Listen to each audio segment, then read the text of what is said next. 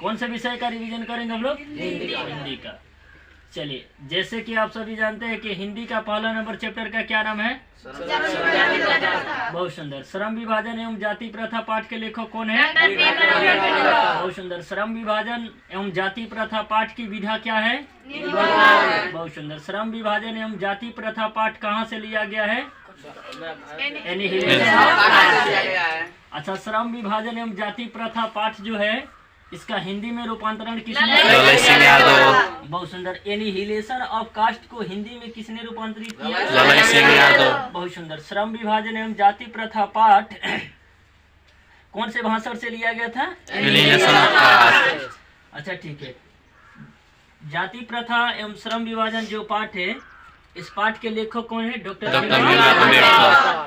भीमराव अम्बेडकर का जन्म कब हुआ था? 14 अप्रैल 1891 में। कहाँ हुआ था? महू, मध्य प्रदेश। अच्छा, इनका निधन कब हुआ था? 6 दिसंबर 1956। कहाँ हुआ था? अच्छा, भीमराव अम्बेडकर के माता जी का क्या नाम था? इनके पिताजी का क्या नाम था? रामजी मोरारजी सपा। अच्छा चलिए, इनकी प्रमुख रचना कौन कौन सी है? The caste in India, their mechanism, annihilation of caste, Buddhism and communism, Buddha and ism. अच्छा, ये बताइए कि भीमराव अम्बेडकर पढ़ाई करने के लिए कहाँ से कहाँ गए थे? अच्छा, अमेरिका से कहाँ? न्यूलैंड, लंदन में गए थे। अच्छा, ये बताइए कि अम्बेडकर ने पीएचडी की उपाधि कब धारण की? 1916। अच्छा, एक बात बताइए, बड़ौदा नरेश के प्रोत्साहन से ही पढ़ने गए थे कि नहीं? गए थे। कौन? भीमराव अम्बेडकर। अच्छा, भीमराव अम्बेडकर किस रूप में विख्यात है, प्रसिद्ध है? भारतीय संविधान के निर्माता के रूप में। भारतीय संविधान के निर्माता कौन है? मानव मुक्ति के पुरोधा किनको कहा जाता है? चलिए, लाहौर में एक भाषण हुआ था जाति पाति तोड़क मंडल नाम से, कब हुआ था? 1937। बहुत सुंदर। एक कौन सा चैप्टर था? पहला नंबर। चलिए, भाईचारा का वास्तविक रूप कैसा होना चाहिए? दूध और पानी की तरह क्या होना चाहिए? चलिए, भारत में बेरोजगारी का प्रत्यक्ष प्रमुख कारण क्या है? जाति प्रथा। क्या है? जाति प्रथा। ठीक है। अच्छा, और बताइए कि हिंदी का जो दूसरा चैप्टर है उसका क्या नाम है? चलिए, 20 के दांत की विधा क्या है? चलिए, 20 के दांत कैसी कहानी है? मनोवैज्ञानिक आलोचनात्मक कहानी। कैसी है? 20 के दांत कहानी के लेखक कौन है? कौन है? 20 के दांत कहानी कहाँ से लिया गया है? 20 के दांत तथा अन्य कहानी। बहुत सुंदर। 20 के दांत कहानी के लेखक कौन है? नलिनी शर्मा। ठीक है। क्या 20 के दांत जो कहानी है इसका रूपांतरण कौन किया है? है। बहुत सुंदर। 20 के दांत कहानी के जो लेखक हैं नलिन विलोचन शर्मा, उनका जन्म कब हुआ था? कब हुआ था? 18 फरवरी 1916 में। कहाँ पे हुआ था? पटना के बदर घाट में। अच्छा, इनका निधन कब हुआ था? 1961 में। कब हुआ था? 1961। कहाँ पे हुआ था? पटना में ही हुआ था। ठीक है। नलिन विलोचन शर्मा जी के पिताजी के क्या नाम था? रामावत शर्मा। इनके माता जी क्या नाम था? रत्नावती शर्मा। इनका जो प्रमुख रचना है कौन कौन सा है? पहली रचना दृष्टिकोण। दूसरी रचना क्या है? नहीं, साहित्य का इतिहास दर्शन। ठीक है, साहित्य का इतिहास दर्शन। तीसरा मानदंड है। चौथा प्रेमचंद्र है। और पांचवा नकीन के प्रपद और नकीन दो। ये सब किनकी रचना है?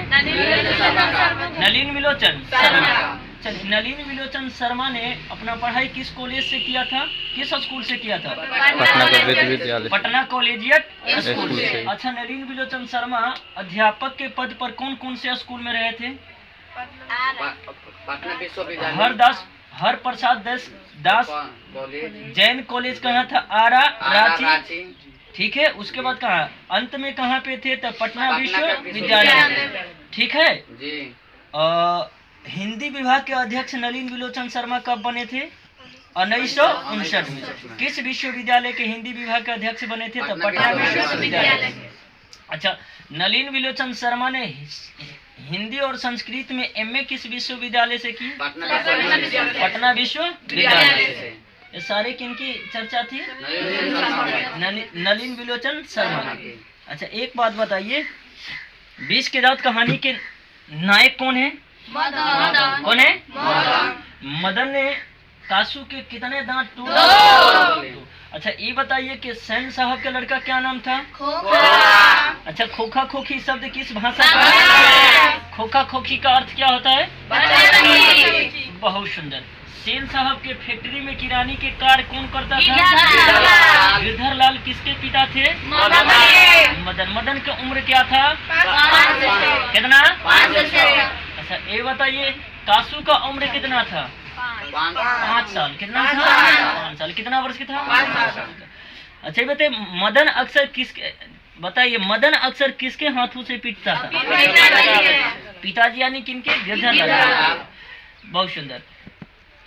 जब मदन खेल रहा था, लट्टू के जो खेल खेल रहा था मदन, उस खेल में कौन शरीक होना चाहता था? खोखा। बहुत सुंदर। मदन क्या नचा रहा था? क्या नचा रहा था? सेन साहब की कुल कितनी लड़कियां हैं? 5। बड़ी लड़की क्या नाम है? सीमा। सबसे छोटी लड़की क्या है? ये पांचों किनकी लड़कियां हैं? माता पिता को किस बात पर गर्व है? लड़कियां क्या है? केवल कठपुतलिया। लड़कियां क्या है? केवल कठपुतलिया है। इस बात पर किनको गर्व है? माता पिता को। अच्छा, सेन साहब के घर में किसके लिए अलग नियम थे? लड़कियों के लिए। किसके लिए? इसके लिए कोई नियम नहीं। अपने खोखा को क्या बनाना चाहते हैं? इंजीनियर या बहुत सुंदर। अच्छा, बताइए, गाड़ी के रेड जो बत्ती था, लाल बत्ती को कौन तोड़ दिया था? खोखा ने तोड़ दिया था। और टायर को किसने पंचर कर दिया? अच्छा, चलिए, बहुत सुंदर। सेन साहब के एक बहुत ही करीबी मित्र थे, उनका नाम क्या था? चलिए, सेन साहब किनके बात को सुनकर ऐठ कर रह गए? पत्रकार महोदय के। पत्रकार महोदय अपने लड़का को क्या बनाना चाहते थे? चलिए, तीसरा चैप्टर, इसके अगला जो तीसरा चैप्टर है, क्या नाम है उसका? भारत से हम क्या सीखे। भारत से हम क्या सीखे की विधा क्या है? भारत से हम क्या सीखे पाठ के लेखक कौन है? Max Muller. भारत से हम क्या सीखे जो पाठ है, जो भाषण है, कहाँ से लिया गया है? भारत से हम क्या सीखे। ठीक है, भारत से हम क्या सीखे पाठ के लेखक कौन है? मैक्स मुलर के बचपन का क्या नाम है? चलिए, मैक्स मुलर का जन्म कब हुआ था? 6 दिसंबर 1823। कब हुआ था? 6 दिसंबर 1823। कहाँ पे हुआ था? जर्मनी के डेसाउ नामक नगर। इनका निधन कब हुआ था? 28 अक्टूबर 1900। इनके पिताजी का क्या नाम था? क्या नाम था बाबू? विल्हेल्म मुलर। यह ना नाम था, विल्हेल्म मुलर। अच्छा, एक बात बताइए कि इनकी प्रमुख रचनाएं कौन कौन सी है? नहीं, हितोपदेश, मेघदूत, कठ और इत्यादि किनकी रचनाएं हैं? मैक्स मुलर की। अच्छा, जितनी भी रचनाएं हैं, इन सभी रचनाओं का अनुवाद मैक्स मुलर ने किस भाषा में किया? कौन भाषा में? अच्छा, बेटा, जब मैक्स मुलर 4 वर्ष के थे तब किनका निधन हो जाता है? कितनी वर्ष के अवस्था में मैक्स मुलर के पिताजी का निधन हो जाता है? 4 वर्ष की अवस्था में निधन हो जाता है। लेकिन फिर भी उनकी पढ़ाई बाधित नहीं होती है, रुकती नहीं है, और पढ़ाई में लगे रहते हैं। कौन? Max Muller. और किस भाषा में निपुण हो जाते हैं? लैटिन और ग्रीक भाषा में। पूछा जाए, मैक्स मुलर किस भाषा में निपुण थे? लैटिन और ग्रीक भाषा में। फिर जब 18 वर्ष की अवस्था में मैक्स मुलर ने संस्कृत का अध्ययन प्रारंभ किया, किस विश्वविद्यालय में? लिपजिंग। किस विश्वविद्यालय में? लिपजिंग विश्वविद्यालय। चलिए, जो भारत से हम क्या सीखे, जो भाषण हम लोग पढ़ रहे हैं, भारत से हम क्या सीखे? जो भाषण है आखिर किनके लिए लिखा गया था? अपने भारत नहीं, भारतीय लोगों के सेवा करने के लिए जो अंग्रेज युवा अधिकारी आ रहे थे, उन्हीं के आगमन पर ये भाषण को प्रस्तुत किया गया था। किस भाषण को?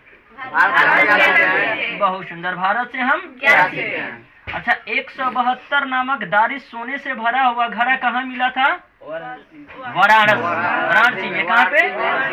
बहुत सुंदर। किसको मिला था? Warren Hastings.